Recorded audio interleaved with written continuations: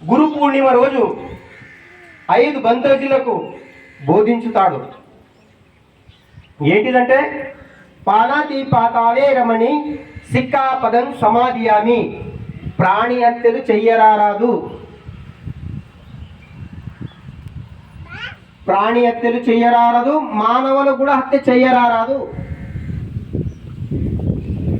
ప్రాణులకు ప్రేమించాలి, ప్రాణులకు పాలించాలి, మళ్ళీ అటు స్వతంత్రంగా జీవితం చేయాలని స్వతంత్రంగా ఇడిచిపెట్టాలి, దాన్ని కట్టేయకూడదు.